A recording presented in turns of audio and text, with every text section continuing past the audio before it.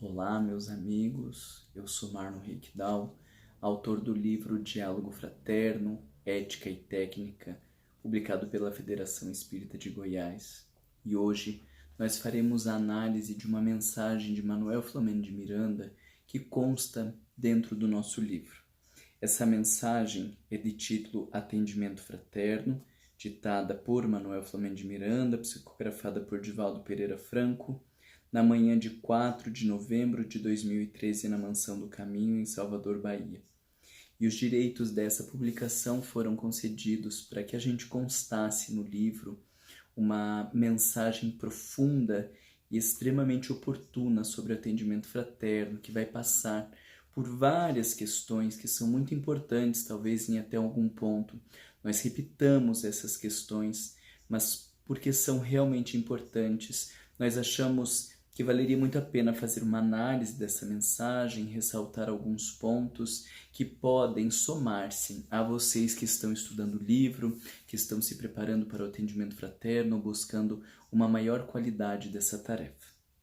Eu não vou ler toda a mensagem, ela consta no livro para aqueles que estiverem estudando, mas vou ressaltar alguns tópicos, ou melhor, alguns parágrafos que constam na mensagem para que a gente possa conversar um pouquinho sobre isso. Primeiro, segundo, terceiro, o quarto parágrafo, Manuel Flamengo de Miranda diz assim: os grandes problemas e desafios humanos encontram-se íncitos na própria criatura, desestruturada para os enfrentamentos, no debate de inúmeros conflitos não resolvidos e procedentes do passado espiritual que se transformam em terríveis algozes, acicatando o cerne da alma e aturdindo a mente, colocando fantasmas aparvalhantes, onde existem somente frustrações e insegurança. Nós achamos extremamente oportuna essa colocação, primeiro para que a gente entenda que as grandes questões do ser humano, elas não são problemas atuais. Elas vêm se construindo ao longo de tempos, como ele diz, procedente do passado espiritual. E com isso, nós conseguimos ter posturas menos imediatistas, menos resolutivas, menos diretivas, porque ouvimos a pessoa e entendemos que as suas colocações, que o estado da sua alma e que muitas vezes toda uma configuração familiar ou social, elas são consequências de um caminho longo que essa pessoa vem fazendo ao longo de reencarnações. E que por isso mesmo não se resolverão com pequenas ou diretas colocações ou aconselhamentos de nossa parte, precisando sim que o atendimento fraterno funcione como um start, como um disparador dentro de um percurso de autodescobrimento, de transformação moral, partindo do foco da problemática que a pessoa traz para que a partir disso, então, ela inicie um processo mais profundo. E é claro que o bom enquadramento, o bom entendimento dessa situação, ele faz com que o sujeito comece a ter mais interesse de olhar para dentro ou se compreender num contexto no qual ele não se via, porque olhava apenas os problemas, olhava apenas para aquelas situações, e então perceber-se como resultante desses inúmeros conflitos não resolvidos da sua própria parte, procedentes do seu passado e que se transformaram em algozes, pode ser muito, muito importante. Pulamos mais um parágrafo e ele diz: todos os males que aturdem o ser humano procedem do seu íntimo e somente na sua raiz devem e podem ser solucionados. Isso se acrescenta à ideia que nós estávamos construindo, de que é preciso levar o sujeito para se olhar dentro daquela questão. E precisamos manejar dessa forma, às vezes nem com uma ou duas colocações, precisamos de várias vezes dizer: ok, mas quais são os seus sentimentos no meio de tudo isso? Como você vê a sua responsabilidade? Qual é a sua parte nesse contexto? Eu estou com uma impressão que você está descrevendo uma situação lá fora como se você não fizesse parte disso. Qual é o seu papel no meio de tudo isso? Porque diz ele, todos os males que aturdem o ser humano procedem do seu íntimo. E somente na sua raiz devem e podem ser solucionados, ou seja, é preciso levar o sujeito a olhar para si mesmo, porque senão não há como solucionar essas questões. Na continuidade, por esta razão, cada espírito é o somatório das suas experiências evolutivas através do curso das reencarnações. E aqui nós temos então a grande perspectiva espírita da vida, porque a maioria das pessoas vem com uma perspectiva católica, protestante, mas em geral vem com perspectivas materialistas, de que a morte acaba com o corpo físico, de que os espíritos não podem nos influenciar, de que nós não temos mentores espirituais que nos cuidam, de que Deus não existe, é só uma lei física que rege o universo. E aí nós temos um monte de concepções materialistas que nos levam a determinadas conclusões. Mas quando se compreende que o espírito é o somatório das suas experiências através do curso das reencarnações, nós enxergamos a vida por um outro ângulo, o ângulo da espiritualidade, o ângulo do espírito imortal. E uma esquizofrenia não é só uma esquizofrenia. Um filho deficiente não é apenas um filho deficiente como obra do acaso. Um casamento, uma separação, um nascimento, um aborto tomam outras proporções na medida em que nós compreendemos a vida pela perspectiva do espírito imortal. Ressaltamos um pouco mais à frente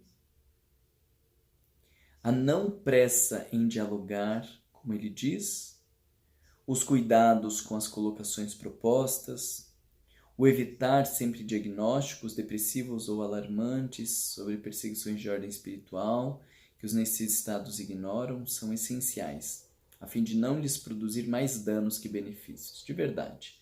Porque dependendo do atendimento fraterno mal conduzido, nós geramos danos ao invés de benefícios. Então veja o que ele nos fala de um dialogar sem pressa. É claro que mais à frente nós temos a questão do não prolongar demais o diálogo. O que é um dialogar sem pressa? No sentido de ouvir aquela pessoa, de auxiliá-la a compreender as suas questões e de trazer com segurança e com serenidade as interpretações doutrinárias daquele caso. Então, tomamos cuidado com as colocações propostas, porque lembramos que as pessoas que estão ali são fragilizadas. Em um momento, Manuel Flamengo de Miranda fala clientes, em outros fala pacientes, e nós já fizemos essa discussão sobre o paciente, que é aquele que padece, aquele que está no estado de sofrimento. Então, dependendo da forma como nós fazemos colocações, o sujeito entende ao seu bel prazer, gerando então futuros constrangimentos para nós, para a casa espírita, porque não fizemos uma colocação clara. Então, evitamos ou tomamos muito cuidado fazendo colocações de maneira clara, repetindo algumas conclusões para que não haja espaço para dúvidas ou mal-entendidos. E como ele diz ali, evitando diagnósticos. Nós não estamos ali para fazer diagnóstico, seja dos transtornos mentais, seja dos transtornos espirituais, das pessoas que estão ausentes, muito menos. Nós estamos ali para compreender a situação à luz da doutrina espírita e oferecer o roteiro seguro, conforme nós vamos trabalhar um pouco mais à frente. Então, temos muito cuidado com os diagnósticos e com as orientações que nós oferecemos a essas pessoas. Jamais sugerir terapias fora daquelas recomendadas pela doutrina espírita, seja orientar a busca de profissionais na área de saúde, propor superstições em voga ou aquelas que são heranças do passado. Veja que aqui nós fizemos uma colocação, pedindo para que Divaldo conversasse com Manuel Flamengo de Miranda, porque dá a entender que não devemos orientar a busca de profissionais. Mas mais à frente, na própria mensagem de Manuel Flamengo de Miranda, ele fala de interrogar-me se as pessoas recebem assistência especializada. Conversamos com Divaldo, pedindo para que ele interrogasse Manuel Flamengo de Miranda sobre essa colocação, para ter certeza de verdade do que o mentor espiritual gostaria de falar. E então, o que Divaldo nos trouxe é que ele disse que quando faz essa colocação, orientar a busca de profissionais na área de saúde, é de querer orientar determinados profissionais, porque a casa espírita não pode compactuar com nenhum profissional em específico. Vocês conhecem um médico espírita? Sim, nós temos o fulano, psicólogo espírita, nós temos o Beltrano. Não, nós não podemos compactuar com nenhum tipo de profissionais. O Marlon, quando está na casa espírita, ele não é um psicólogo na casa espírita, ele é espírita. E na nossa casa ninguém está permitido ou todos estão proibidos de indicar o Marlon como psicoterapeuta, porque hoje o Marlon pode estar bem, mas daqui um mês, daqui um ano, ele pode estar desequilibrado com alguma problemática. E quando nós indicamos a pessoa como uma orientação da casa espírita, nós estamos nos comprometendo com isso. E então, a pessoa que vai gerar dano ou constrangimento para este paciente não vai ser o Marlon, mas vai ser o psicólogo que a casa espírita indicou. E nós não precisamos nos submeter a esse tipo de constrangimentos. Sugerimos às pessoas que procurem os profissionais, que procurem até que se adequem a um, que se sintam bem, mas nós não temos como atestar a validade de um profissional, até porque o Marlon pode ser uma ótima pessoa dentro do centro espírita, mas pode ser um péssimo profissional, pode ser antiético. Como nós não temos como averiguar a habilidade profissional das pessoas e não temos como avaliar a continuidade disso, nós não podemos compactuar com nenhum profissional. A nossa orientação é para que procure a terapêutica especializada, mas não o profissional ou não o terapeuta. E aí, Manuel Filomeno de Miranda, ainda no mesmo parágrafo, diz que tampouco devemos prolongar por muito tempo a conversa e evitar receber o mesmo enfermo continuamente, para que isso não gere estados de dependência. Nós precisamos, sim, fazer orientações ao longo de muito tempo para as pessoas. Ninguém aprende a lidar com mediunidade em um atendimento fraterno. Ninguém aprende a se proteger das intervenções obsessivas em um atendimento fraterno. Mas isso revela a necessidade de repensarmos alguns trabalhos na estrutura do centro espírita e não querermos dar conta destes buracos com o atendimento fraterno.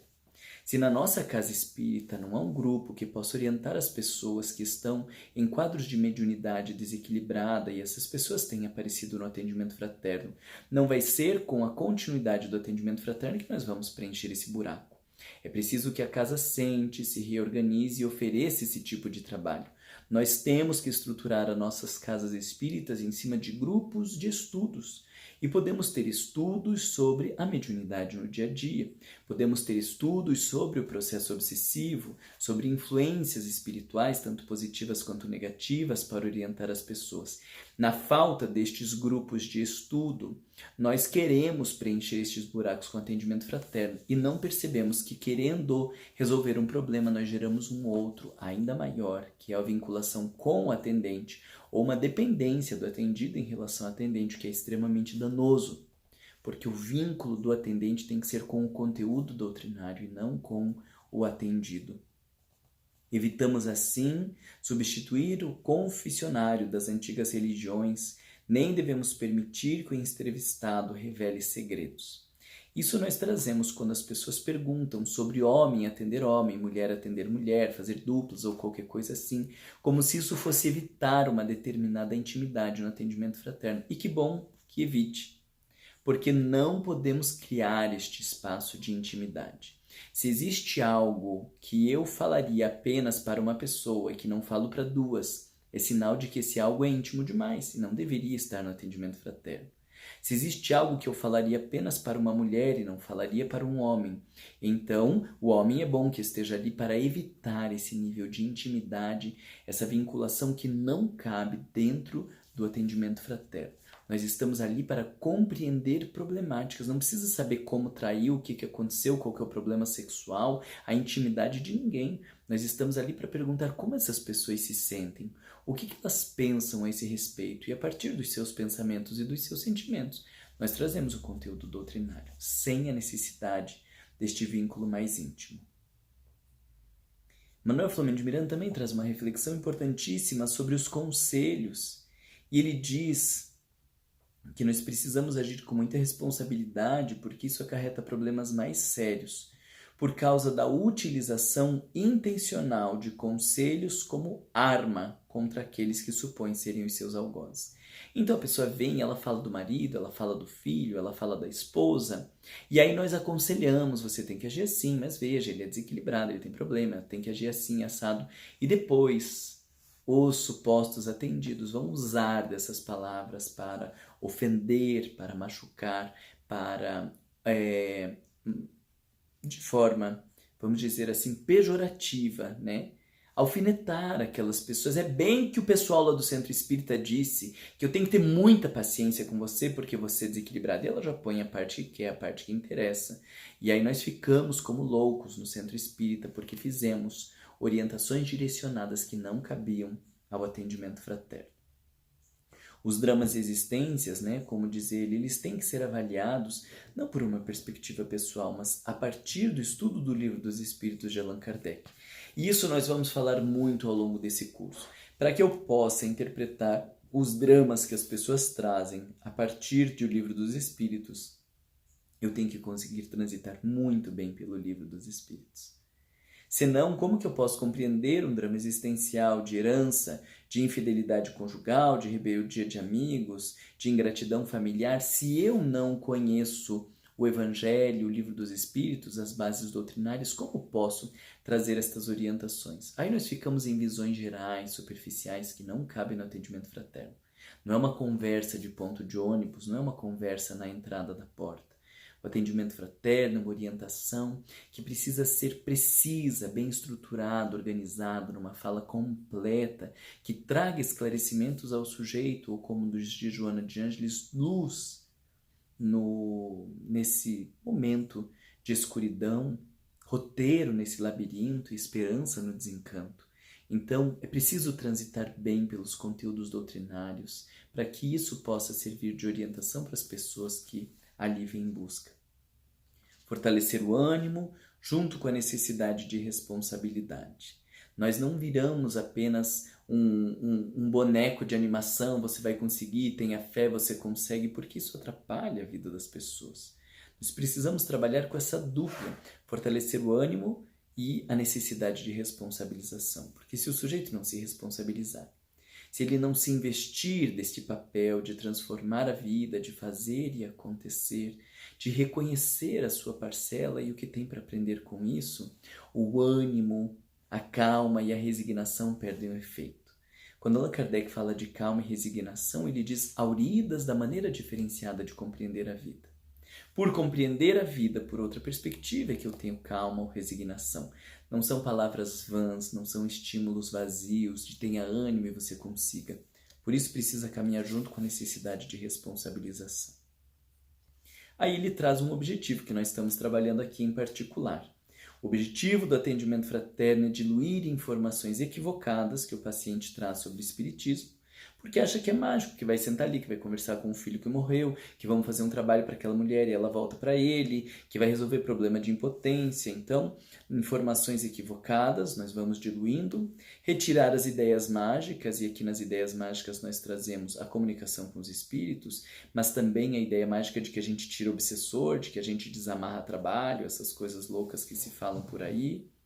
Deter-se no problema central, e quão difícil é, nós precisamos fazer esse manejo, porque a pessoa fala de uma coisa, fala de outra, e nós precisamos manejar para entender qual é o problema central, sem desvios narrativos desnecessários, mas com demonstração de solidariedade, sem parecer que a partir daquele momento tudo se modificará, ou pretender assumir o compromisso de passar a carregar-lhe a problemática. Esse é um objetivo muito interessante que Manuel Flamengo de Miranda desenvolve aqui para nós. Traz então as palavras de Jesus do que quer que eu faça, que nós traduzimos no atendimento fraterno nas devidas proporções, por sempre perguntar para as pessoas: e por que você procurou o Centro Espírita? O que você espera desse diálogo? O que você espera da instituição? Para que, entendendo as expectativas das pessoas, a gente saiba como ajudá-las. Todos aqueles que chegam atormentados em busca de conforto moral trazem às vezes inconscientemente as respostas que gostariam de ouvir, especialmente os queixosos e reclamadores, os acusadores e os depressivos, sendo indispensável manter-se cuidado com as palavras, a exteriorizar-lhes sem nenhuma presunção de convencê-los, mas sim responder às indagações que sejam feitas.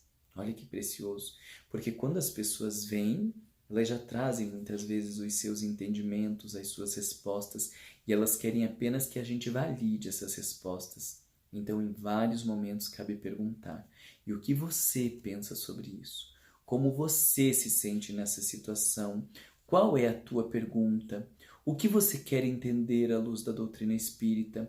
O que você pensa sobre essa situação para que a partir disso a gente faça as nossas intervenções? Quem se afoba em logo querer dar respostas para as perguntas que não foram feitas ou orientar questões que não estão bem enquadradas, aí geralmente gera dano às pessoas e dano ao atendimento, porque se precipita em oferecer conteúdos que não estão bem encaixados com as necessidades. Isso pode gerar problemas mais à frente. Ainda, terminando a análise dessa mensagem com vocês, Manuel Flamengo de Miranda fala que vale o cuidado de interrogar-lhes se recebem assistência especializada, como eu tinha trazido para vocês, de que nós orientamos sempre a assistência especializada. E olha a observação que ele faz, que é importante. E diante da reclamação de que a mesma não tem dado os resultados desejados, estimulá-los a prosseguir, ou mesmo, se for o caso, procurar outro facultativo. Ah, eu estou fazendo terapia, mas não está sendo bom. Então converse com seu terapeuta, ou procure outro terapeuta. O sujeito traz sintomas de obsessão. Ah, mas não está me fazendo bem esses remédios. E aí a nossa tendência é de tomar essa responsabilidade. Não, mas você falou para seu médico que você acha que não está fazendo bem? Você falou desses efeitos colaterais, avaliaram juntos a possibilidade de outra medicação? Ah, já falei, ele não me escuta, então quem sabe seja o momento de procurar outro profissional. Mas nós nunca vamos tirar o sujeito dos tratamentos que são necessários, em especial quando falamos do atendimento fraterno, os tratamentos psicológicos, os tratamentos psiquiátricos e os tratamentos médicos, que é o que mais vai permear as nossas questões. E quando as pessoas trazem essas queixas, ao invés de se apossar disso e tentar trazê-la para o nosso lado dentro do tratamento espiritual, nós precisamos estimulá-las para que deem continuidade, para que conversem sobre essa insatisfação. E na impossibilidade de conversar sobre essa insatisfação, que procurem um outro profissional, mas porque nós temos certeza disso. Nas recomendações, deve-se apresentar a importância do passe, da água magnetizada ou fluidificada, da oração e do comportamento como indispensáveis à própria recuperação. Então, oferecemos as terapêuticas do Centro Espírita para que o sujeito consiga se engajar no encontro consigo mesmo e com a sua transformação moral. Cuide-se, o atendente fraterno, de orar com unção, experienciar contínuas emoções de alegria pela alta honra de poder servir, mantendo-se em sintonia com o divino médico de todos, que se encarregará dos resultados finais. Essas são palavras consoladoras e de estímulo para todos nós que trabalhamos no atendimento fraterno. A possibilidade de fazermos das nossas palavras as palavras do Cristo, o nosso suporte, o suporte materializado do plano espiritual superior que atende aquelas pessoas, trazendo as orientações seguras de Allan Kardec e dos espíritos luminares, de forma mastigada, digerida, facilitada para aquelas pessoas, orientando-lhes dentro das suas perguntas conforme os postulados doutrinários, é uma bênção inigualável. Que a gente se senta sempre neste prazer, na alegria de poder servir, que cheguemos antes na casa espírita, que organizemos com carinho a sala de atendimento fraterno, com a nossa dupla de atendimento, fazer uma leitura de um bom livro, voltar à oração, aos espíritos amigos que nos acolhem, aos dirigentes da casa, aos mentores espirituais que vão nos atender e alimentar a nossa alma do prazer de servir ao próximo, de atender a tantos irmãos que necessitam. E com certeza, mesmo que seja uma vez por semana, um atendimento, ou quase nem isso, quando estamos em casas menores, mas quando estivermos frente a alguém, vivermos o júbilo da oportunidade de sermos a ponte, compartilhando os conteúdos doutrinários com aqueles que necessitam e que estão no mundo de desconsolo, de preocupações, de dificuldades. Estes todos que a doutrina espírita pode contribuir e fazer diferença nas suas vidas, nos utilizando como ferramenta, como instrumento ou como ponte para consolá-los e animá-los. Que sejamos nós, meus irmãos, estas criaturas hoje que caminham um pouco mais despertas na terra, capazes de levar a doutrina para todos estes que necessitam de amparo e de consolo, vivendo a felicidade de servir em nome do Cristo. Ficamos aqui com essa mensagem incrível de Manuel Flamengo de Miranda, agradecendo a esse espírito nobre que tanto tem nos oferecido em termos de atendimento fraterno. Ainda no livro, nós fizemos algumas anotações em torno das diferentes obras de Manuel Flamengo de Miranda que tratam de atendimento fraterno. Fizemos referência ali ao livro Loucura e Obsessão, trazendo algumas orientações, ao livro Sexo e Obsessão, trazendo outras orientações, Entre os Dois Mundos, Transtornos Psiquiátricos e Obsessivos e Amanhecer de uma Nova Era. Em cada um desses livros, nós pegamos algumas colocações de Manuel Flamengo de Miranda que acreditamos contribuam para o nosso trabalho do atendimento fraterno.